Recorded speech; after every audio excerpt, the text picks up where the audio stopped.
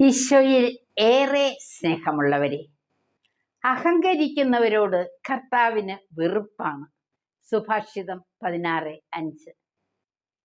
തപസ്സിൻ്റെയും ദാരിദ്ര്യത്തിൻ്റെയും എളിമയുടെയും ജീവിതം തിരഞ്ഞെടുത്ത ഒരു വലിയ വിശുദ്ധനിലേക്ക് നമുക്ക് കടന്നുചെല്ലാം.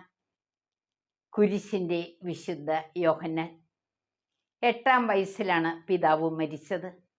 ഭക്ഷണം പോലും കഴിക്കാനില്ല.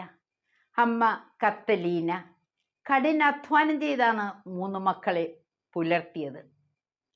ഒരു ഹോസ്പിറ്റലിൽ രോഗി ശുശ്രൂഷ നടത്തിയാണ് ജോൺ ജീവിച്ചത്.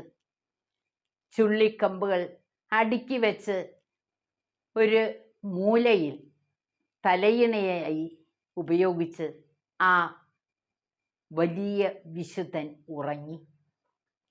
ആ ലാളിത്യവും തപസ്സും കണ്ട് ആശുപത്രി നടത്തിയിരുന്ന ഫാദർ ആൾവരസ് ജോണിനെ വൈദികനായി അഭിഷേകം ചെയ്യാൻ അനുവാദം നൽകി. ആശുപത്രിയുടെ ചാപ്ലനായി ഉയർന്നൊരു സ്ഥാനം വാഗ്ദാനം ചെയ്തു. എന്നാൽ അതെല്ലാം ഉപേക്ഷിച്ച് നിഷ്പാദക സഭയിൽ, കർമ്മലീത്ത സഭയിൽ അദ്ദേഹം അംഗമായി. ധാരാളം സഹനങ്ങൾ. എന്നാൽ ആ സഹനങ്ങളെല്ലാം വിശുദ്ധിയിലേക്കാണ് നയിച്ചത്. പ്രിയപ്പെട്ടവരെ, കുരിശിൻ്റെ വിശുദ്ധ യോഹന്നാൻ നമ്മോട് എന്താണ് പറയുന്നത്?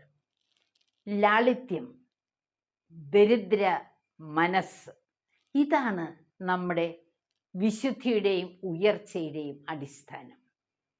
ഇത് ശ്രവിക്കുന്ന നിമിഷത്തിൽ തന്നെ അനേകം മക്കൾക്ക് ലളിത ജീവിതം നയിക്കാനുള്ള ആ വലിയ അനുഗ്രഹം ലഭിക്കട്ടെ എന്ന് പ്രാർത്ഥിക്കുന്നു. യേശുവിൻ്റെ കുരിശിൻ്റെ പാതയായിരിക്കട്ടെ നമ്മുടെ ജീവിത വഴി. ദൈവം എല്ലാവരെയും അനുഗ്രഹിക്കട്ടെ. ആമേൻ.